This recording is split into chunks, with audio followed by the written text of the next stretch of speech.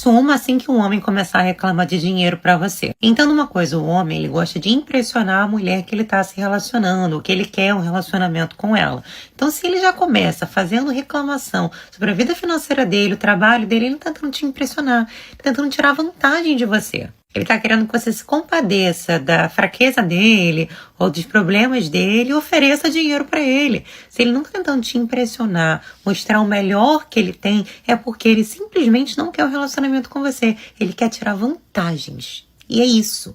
Ele já viu que você é uma pessoa que tem empatia, compaixão, vai ficar com peninha dele, vai falar assim, não, deixa que eu divido a conta, não que você tá precisando de alguma coisa. E é aí que você erra, aí que você se relaciona com um homem fraco, porque a sua síndrome de salvadora de homens acaba com você, acaba com seus relacionamentos. Então, o que você precisa fazer? Assim que ele começar a reclamar de problema com dinheiro, problema com o ex, problema com o filho, problema no trabalho, problema com a família, some. Some, fuja desse cara, mas fuja muito. Quando o homem fala pra você que ele tá passando por um problema financeiro, se ele for um homem masculino de verdade, ele não espera que você fale pra ele que você tem dinheiro pra emprestar e etc. Ele espera que você estimule ele a conquistar essa solução para o problema dele. Ele não espera que a mulher feminina, se ele for um homem masculino, tá? Que ela encontre a solução para ele, mas que ela seja a maior motivação para que ele encontre essa solução. Se ele falou isso para você, um homem masculino, ele vai esperar que você incentive e ainda enalteça as qualidades dele como um homem, falando que você confia que ele é a melhor pessoa para encontrar a solução e que ele vai sim, que você vai estar aqui para ele, encontrando para dar um suporte emocional, espiritual, que você vai estar lhe dando todo amor e carinho e cuidado para ele enquanto ele vai lá buscar a solução.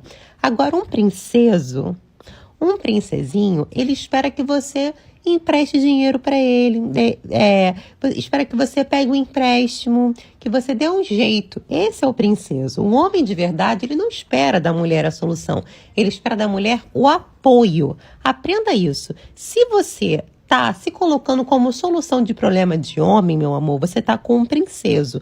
Agora, se você é a maior motivação para ele encontrar a solução, tenha certeza, você está com um homem de verdade. Todo mundo pode passar por um problema financeiro. Agora, um homem de verdade encontra a solução. Um princeso quer que a mulher encontre para ele. O mínimo que você tem que aceitar de um homem é que ele esteja pelo menos um degrau acima do seu. Se você tem carro, ele também tem que ter um carro, mas um carro melhor do que o seu. Se você recebe bem, ele também tem que receber bem, mas tem que receber um pouco ou muito melhor que você. Se você costuma viajar, se você se proporciona a ir em restaurantes legais, ele tem que te levar num restaurante mais legal ainda e para um passeio melhor ainda. Porque se você for manter o seu nível de vida, mesmo com ele, você está com a pessoa errada. O seu nível tem que estar elevado, tem que estar acima, porque senão automaticamente você vai descer. Não tem essa de que, eu vou manter isso ali com ele. Não, só de você perder o seu tempo, passar a sua energia, tudo isso com ele, meu amor, você já está perdendo. Só de você perder os seus anos de vida nessa relação, sem você estar melhor ou alcançando novos níveis de vida, você já está perdendo. Tô dando um papo reto aqui logo para as mulheres, sem hipocrisia, sem falar coisinhas que vão te agradar. Esse é o mínimo que você tem que aceitar. Por isso que eu falo, você tem que se dar uma boa vida antes de você querer um relacionamento. Porque se você estiver na lama tentando encontrar um homem bom, você só vai encontrar sapo. Aqui. Que nojo. Ele foi mandado embora, pediu pra mim se podíamos cortar os gastos, porque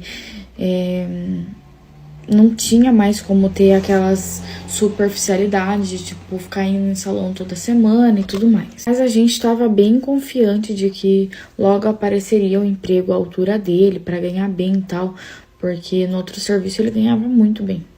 E no desespero de conseguir o emprego, ele acabou aceitando um emprego que ia ganhar menos do que ele já ganhava antes. Então, não ia dar nem pra pagar as contas direito. E aí, gente, foi me incomodando, não poder ir fazer cílios, fazer sobrancelha, cabelo, enfim, cuidar do cabelo. Aí eu comecei a entrar em site, sabe? E eu conheci um rapaz. Gente, só nessas conversas ele já começou a me ajudar. Ele mandava dinheiro pra eu fazer os cílios, pra eu fazer o cabelo. E meu marido sempre questionava, de onde tá vendo esse dinheiro? Daí eu falava pro meu marido que era de vendas na internet, né? Até que ele me chamou pra ir morar lá. E eu não pensei 2 vezes. Eu fui. E ele foi me buscar, né? E eu larguei meu filho e meu marido pra trás, para ir tentar minha vida de mais luxo do lado daquele cara que eu tinha conhecido na internet. As mulheres... O amor genuíno só é provado quando essa tempestade chega. Quem some na chuva nunca mereceu compartilhar o sol. Eu troquei o meu marido porque ele perdeu o emprego, só que eu não esperava que isso fosse acontecer. Bom, atualmente eu estou com 29 anos e estava casada há 7 anos. E quando eu conheci o meu marido, nós dois ali trabalhávamos, né, e construímos a nossa vida juntos. Só que após 1 ano de casados, eu acabei engravidando e como ele ganhava muito bem na empresa onde ele trabalhava, ele pediu que eu ficasse em casa cuidando dos nossos filhos, né, e que eu não teria que me preocupar porque ele conseguiria manter a casa e os meus gastos. Afinal, eu sempre fui de me cuidar muito, sempre gostei de ir ao salão toda semana para lavar e hidratar os cabelos, fazer as unhas, cílios, né? De fato, eu sempre fui muito vaidosa. E ele até então, né, desde quando ele prometeu isso, ele cumpriu. Manteve tudo ali sem ao menos eu ter que pedir para ele. Passou ali mais alguns anos, eu tive o nosso segundo filho e tava tudo bem.